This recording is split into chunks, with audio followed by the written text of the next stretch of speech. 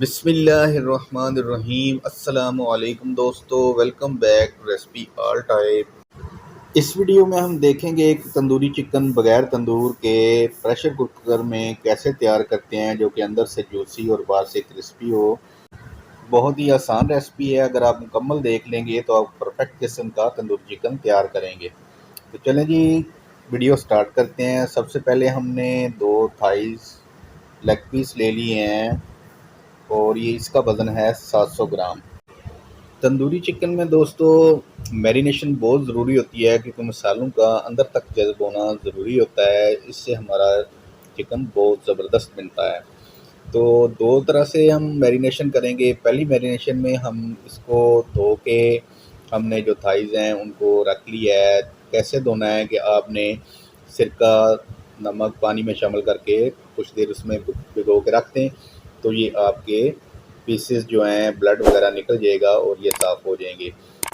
First marination میں ہم نے 1 چمچ نمک لگایا تھا اور ہم نے 3 چمچ ہم نے اس میں ادرک لہسن کا پیسٹ جو ان پہ اچھی طرح لگا لیا تھا، اور ساتھ ہم نے جو لیمن کا جوس ہے وہ 2 ٹیبل سپون جو ہے وہ ان پہ اپلائی کی ہے۔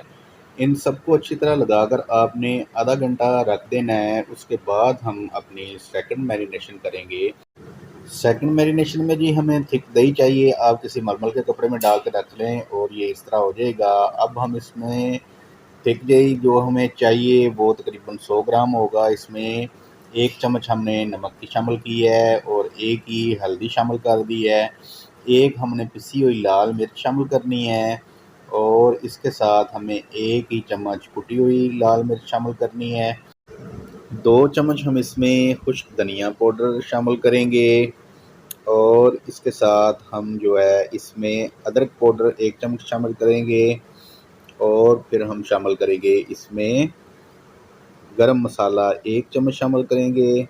اس کے ساتھ ہمیں چاہیے جو لیمن پاؤڈر ہے، ٹاٹری اس کو بول رہے ہیں، یہ بھی ہمیں آدھا چمچ چاہیے، آدھے سے تھوڑا سا کم۔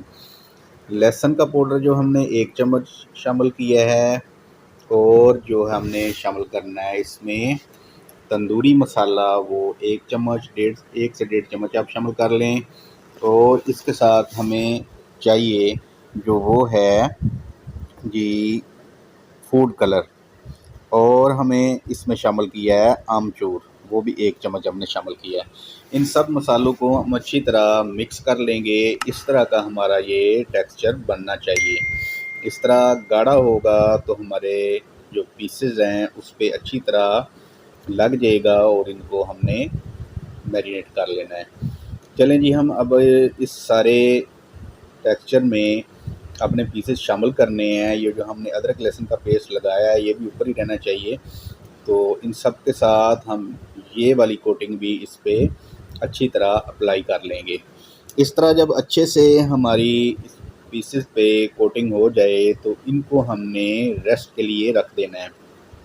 اگر تو آپ اس کو اوور نائٹ ریسٹ دیں فریج میں رکھ کے تو بہت ہی زبردست، اگر آپ نہیں کر سکتے تو 2 گھنٹے آپ ضرور رکھیں۔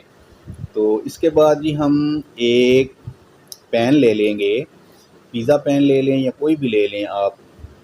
اب ہم اس میں تھوڑا سا آئل لگا کے پریشر کوکر ایک لے لیں گے، اور پریشر کوکر کو ہم نے آگ کے اوپر رکھ لینا ہے، اور یہ جو ہمارا پین ہے اس میں ہم نے آئل 2 چمچ لگا کر اس کو اچھی طرح اس کے اوپر پھیلا لینا ہے، تاکہ ہمارا چکن اوپر چپکے نہ۔ اس طرح آئل لگانے کے بعد اب ہم جی چلتے ہیں اپنے پریشر کوکر میں۔ ہم ایک جالی رکھ لیں گے یا کوئی بھی سٹینڈ آپ رکھ لیں نیچے سپورٹ کے لیے، تاکہ ہمارا جو چکن ہے وہ پیندے کے ساتھ نہ لگے۔ تو اس کو اوپر اٹھانے کے لیے آپ کوئی برتن وغیرہ رکھ لیں جو کہ اوپر تک ہو، اور ہمیں اس میں کوئی چیز شامل نہیں کرنی، بس یہ ہم نے پیسز رکھ کر ان کو تقریباً 45 منٹ سے 1 گھنٹے کے لیے ایسے ہی کوک کرنا ہے۔ کوئی ہم نے اس میں پانی وغیرہ شامل نہیں کرنا، کچھ بھی شامل نہیں کرنا۔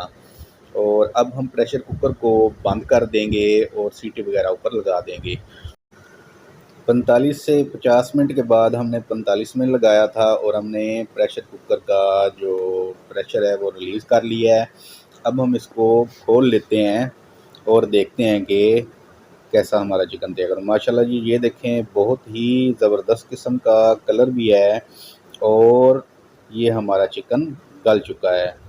یہ دیکھیں جی بہت ہی زبردست کلر آیا ہے اور ہمارا چکن بہت اچھی طرح گل گیا ہے۔ اب ہم اس کو نکال لیں گے، آپ نے احتیاط سے نکالنا ہے اور یہ پیسز ٹوٹ نہ جائیں، کیونکہ جب تک ہم فرائی نہیں کرتے تو یہ ہمارے پیسز ٹوٹنے کا خطرہ ہوتا ہے۔ اب ہم جی آرام سے ان کو نکال کے ان پہ جو آئل ہم نے کوکنگ آئل اپلائی کرنا ہے وہ برش کے ساتھ ہلکا ہلکا آپ ان کے کٹس میں سارے پہ اچھی طرح آپ نے اس کو جو ہے وہ کوکنگ آئل لگا لینا ہے۔ چینل پہ نیو آنے والے دوستوں سے گزارش ہے کہ پلیز ہمارے چینل کو سبسکرائب کریں، ویڈیو کو لائک کریں اور دوستوں کے ساتھ شیئر کریں اور ہمیں کمنٹ سیکشن میں اپنی رائے کا اظہار ضرور کریں۔ تو آئل جی اچھی طرح ہم نے پیسز پہ لگا لیا ہے۔ اب ہم نیکسٹ سٹیپ کی طرف چلتے ہیں۔ اس پہ ہم ایک جالی وغیرہ پہ چکن پیسز کو احتیاط سے رکھ لیں گے اور ڈائریکٹ آگ پہ ہم نے اس کو فرائی کرنا ہے جیسے ٹکا فرائی کرتے ہیں۔ تو اس پہ ایک تو یہ کلر بھی آ جائے گا اور دوسرا ہمارا چکن باہر سے کرسپی ہو جائے گا۔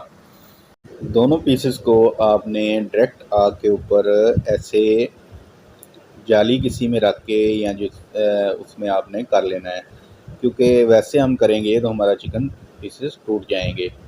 تو اس کو ہم نے تقریباً 5 منٹ دونوں طرف سے اچھی طرح پکا لینا ہے۔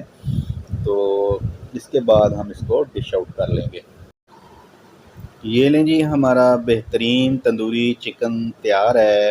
اگر ریسپی پسند آئے تو ویڈیو کو لائک کریں، دوستوں کے ساتھ شیئر کریں اور ہمیں کمنٹ سیکشن میں اپنی رائے کا اظہار ضرور کریں۔ چلیں جی اس کو ٹیسٹ کرتے ہیں۔ دوستو پہلے کوئی بھی پرفیکٹ نہیں ہوتا، جب ہم ٹرائی کرتے ہیں تو پھر ہی ہم پرفیکٹ ہوتے ہیں۔ تو آپ پریشان نہ ہوں، آپ اس ریسپی کو فالو کریں، انشاءاللہ آپ پہلی دفعہ ہی بہت ہی زبردست قسم کا تندوری چکن تیار کریں گے اور سب کو حیران کر دیں گے۔ تو یہ دیکھیں جی ماشاءاللہ بہت ہی زبردست، اندر سے جوسی ہے اور باہر سے بہت ہی کرسپی ہے۔ بہت ہی زبردست ہمارا تندوری چکن تیار ہوا ہے۔ تو اس کے ساتھ ہی مجھے اجازت دیں، ملتے ہیں اپنی نیکسٹ ریسپی میں۔ اپنی دعاؤں میں یاد رکھیے گا۔ اللہ تعالیٰ آپ سب کو اپنے حفظ و امان میں رکھے۔ اللہ حافظ۔